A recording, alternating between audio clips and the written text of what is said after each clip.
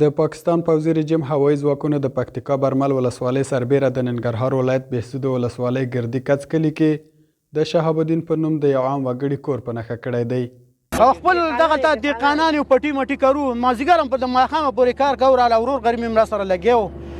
او راغلو دلته مو جماعت یې وکړو ښه ښایسته ترور سره هم دلته ګپ لګوو دغه چل هغې سملاستلو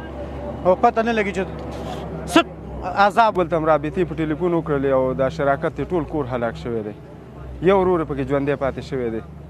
او نو ټول زنانه او ماشومان ټول دغه بریدونه چې د پاکستان پوځي رژیم لخوا د ننګرهار په خوږیاڼو غنیخیلو او بهسودو اړوند سیمو کې ترسره شوي د لومړنۍ څېړنو د معلوماتو له مخې 15 عام وګړي زخمیان شوي او 18 نور تر خاورو لاندې دي چې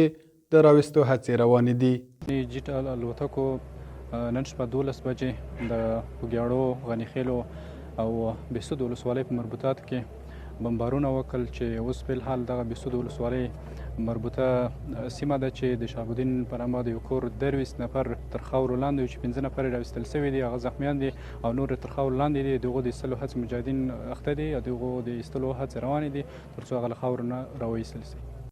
دا په داسې حال کې ده چې تېره ورځ له پاکستان څخه د افغانستان د ناامنۍ په موخه له دغه هیواد څخه 1525 میله بېلابېلې قاچاق کېدونکې وسلې د افغانستان اسلامي امارت مجاهدینو کشف او ترلاسه کړې وې. کوټه کې ټول ورور مې ټول د ښځې سره پروت دی دا ځایونه ورته وښیه چې ما ورته دا ټول ځایونه وښیه دا ټول ځایونه دا دلته مې پلار ورته راوښکله